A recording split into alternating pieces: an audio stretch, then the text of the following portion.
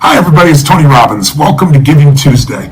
Listen, I'm sure you have a very busy life just like me, and I know you're probably wrapping up your year in your business.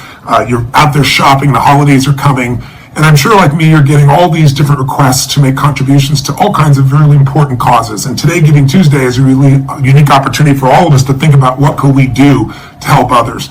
And they're all great causes out there, but there's one cause in particular that I found to be invaluable to make a contribution to, and that is actually providing food for people. You know, we live in a country that is the richest country in the world, and yet we live in a place where 42 million Americans don't know where they're going to get their next meal. 13 million of those are children. And to give you perspective, 42 million people is twice the size of the population of the 5 biggest cities of the United States. If you took New York, LA, Chicago, Houston, Philadelphia, put them all together, that's still a little over 20 million. So to give you a perspective, that's how big the need is out there. And people just don't realize it. And the people that need it are not just homeless people. You know, I've partnered with Feeding America over the last few years to feed 100 million people last year. And we're going to do it again with your help this year. And the way we've been able to do it is to find people, that individuals that are paying their rent, they're living in their home, they have children, they got to pay utilities. But between those elements and medicines, they literally don't know how to get their next meal. And Feeding America is the most powerful organization in the United States for really hunger relief in this area. And my passion for it, and the reason I'm reaching out to you, is today is a unique opportunity. You know, if you decide you'd like to make a contribution today of any amount, $10, $20, $100, up to $5 million, I'll match it today. And I got to tell you, in my own life, the reason I'm passionate about this, not because I'm just a great guy, it's that because when I was 11 years old, we had a Thanksgiving with no money and no food. And what changed my life, what changed the entire direction of my life, was the fact that one day I get this knock at the door on Thanksgiving. My parents are fighting and saying things you can't ever take back. And I open the door and there's this tall man standing there with this giant 2 bags of food, and on the ground beside him was this pot with an uncooked turkey in it. And he said, "Is your father here?" And I said, "Just one moment." And I went to go get my father, and that day changed my life, because my father had always convinced all of our family that strangers don't care about us. You know, it's a dog-eat-dog world. And my father didn't actually receive the gift very well. It's a long story, but he felt like he failed his family. But for me, it was a turning point in my life, because I was focused on the fact there was food, and that somebody, what I pulled from that event was not just we had this beautiful meal. What I pulled from it was this feeling that strangers cared, and strangers care about me, I need to care about strangers. It literally changed the direction of my life. And to this day, I don't know who did it. I started sharing about this 35 years ago. My mom thinks she knows who sent it to us. The woman was rather elderly that passed away, but a simple gift like this, a simple addition of helping somebody on a day like this, can literally change their perspective on life, not just provide them a meal. So I hope you'll join me with this. And I hope you'll do this not only for other people, I hope you do it for yourself. Because, I recently, this last few years, I've been writing books on money and finance and investing, because so many people are stressed in this area of their life, and it's hard to, figure out what you're going to do for your children, or how to be in a beautiful, happy state, or how to do well in your business or your career when you're trying to figure out how to pay the bills. And so one of the principles I learned, and one of the things that triggered me, is I was interviewing all these multi-billionaires, and I watched Congress cut food stamps. They now call it the SNAP program, but they cut it by almost $8 billion. It's the equivalent of every family in America that was getting help literally losing a week's worth of food every month for 12 months. And they're hoping other people are going to step in. So I decided to step in. I provided, in the first year, a year ago, 55 million meals, and then provided the matching funds to feed 100 million through Feeding America. I'm doing the same thing this year, and you can participate.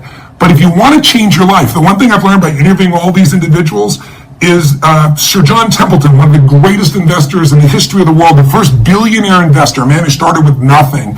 He shared with something. He said, "Tony, I've never met anybody who tithed for a 5 or 10 year period of time who didn't experience extraordinary financial wealth. Somebody who didn't donate 8 or 10% of their income." Most people can't even imagine that thought. But what I can tell you is that if you don't have any money to donate and you still donate, your life will change. I always tell people, if you won't give a dime out of a dollar, you're not going to give 10 million out of 100 million in a trillion years. This is not going to happen. It starts where you are. Everybody says, "Well, when I'm doing better, that's when I'll start to donate." My own life changed when I was just 17 years old. My mom and dad had this big outing after we were fed and things went well. Things did not go well between my parents. And all of a sudden I found myself, my dad went back east and my mom decided I was on his side, so I was out on my own. And I went to work in a company and I was working for this man named Jim Rohn, and I was promoting his events, and it was all commission. So your raise became effective when you were, and I wasn't very effective. And I can remember hitting this threshold where I was working, 12, 13, 14-hour days. And one night I was coming home from where I was in this place called Orange County, California. And I was driving on this freeway late at night, no cars, almost midnight. And I don't know if you've ever been that place where you just feel like you've given your all and there's no return, there's nothing left. And I was in my pity pot, feeling angry, quite frankly, and feeling sad and frustrated and saying, how can I work this hard and care this much and be in this horrible place where I'm not knowing where I'm going to get my next meal? And all of a sudden, I pulled over on the side of the road. It was on this 57 freeway. I remember like it was yesterday. And I used to keep these big handwritten journals. I used to write journals in. And the journal's on my Volkswagen next to me, on the seat next to me. So we're driving this Volkswagen VW Bug. And I pulled it over and I wrote on this one page, and I still have the journal to this day, this giant one phrase, and I just wrote, "The secret to living is giving." And I started crying like a little kid. I remember it like it was yesterday, because I realized that all of my pain was because I was so focused on what I wasn't getting. I wasn't focusing on what I was giving. And in any relationship, in an intimate relationship, if you're focused on what you're getting or not getting, the relationship's already over. Relationship's a place you go to give, and life is a place we go to give. Life is calling to us to give. And all I can tell you is over the next 6 months, it changed my perspective. It made me focus on what can I give, and I started to prosper a bit. And then I made some business mistakes, and I found myself broke again. And I finished the story by telling you this. This is the day that changed my life completely financially. I was completely broke. I had, probably $25, $26 to my name. And I was living in Venice, California, in this little tiny, 400 square foot bachelor apartment. And I was washing my dishes in my bathtub, and I was, eating off this little hot plate. And I thought to myself, I got to eat, but worse than that, what am I going to do? I don't have my rent. And I loaned, I think it was like $1,200 to a dear friend of mine, and I kept calling him, and he wouldn't even return my calls. And so I was getting angry that when I needed, he wasn't there for me. But I was also pragmatic, and my pragmatic side said, okay, I got $26, I got to eat. I shouldn't drive my car and pay for parking, so I walked to this place in Marina del Rey, which wasn't far, maybe 3 miles away.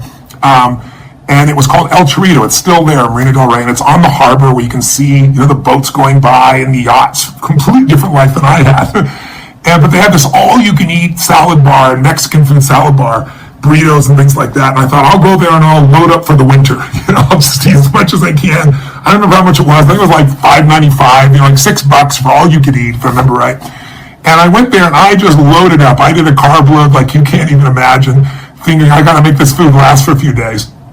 And then, I just finishing up my meal, and all of a sudden the front door of the place opened, and this breathtakingly beautiful woman walked in. I couldn't help but notice. And then I waited to see who was with her, and all of a sudden the man who was with her was like, about 3 feet.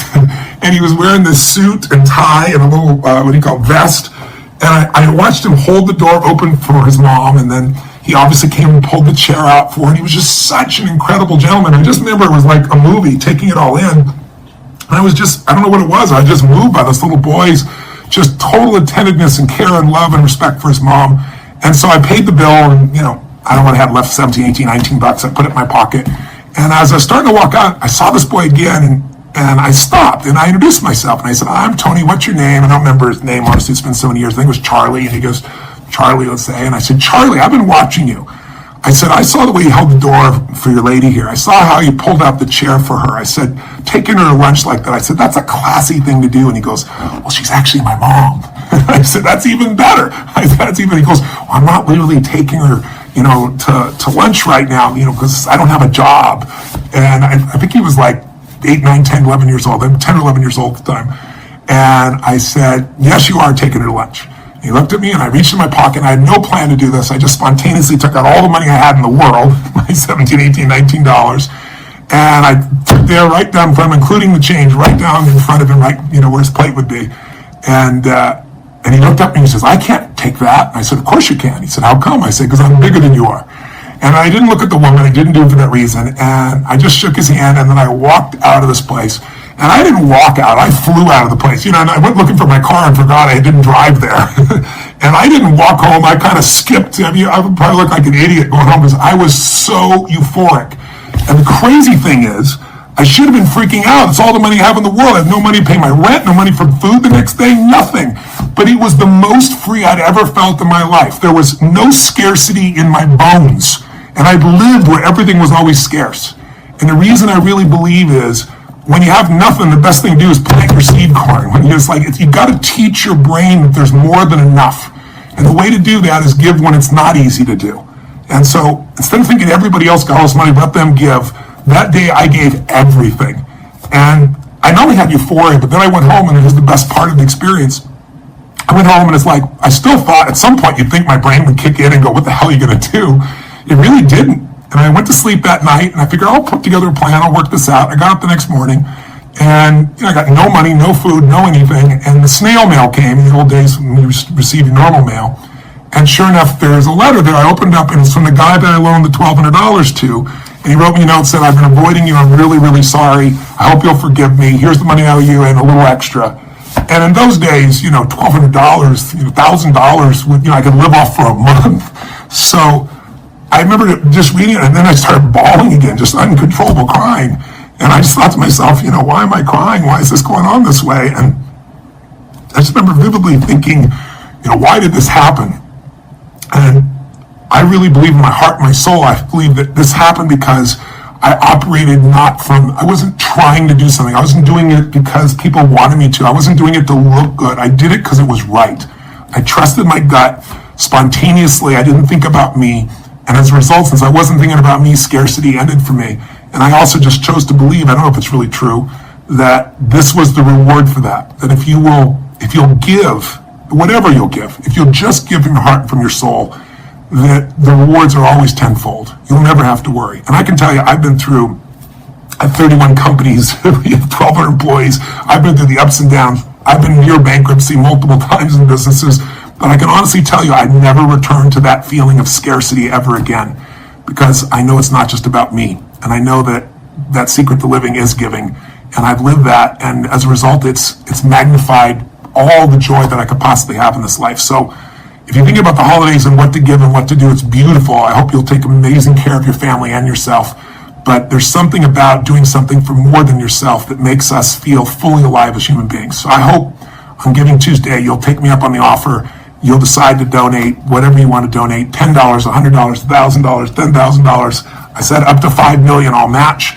Just click on the button right beside you there if you feel like it. Put something down, and let's give somebody some food security in the middle of such volatile, crazy times. Let's show them that strangers care, and let's celebrate our holidays with our family, having our turkey and our good food, knowing that others in need are being taken care of. Thanks for listening. Thanks for watching. God bless you. Happy holidays.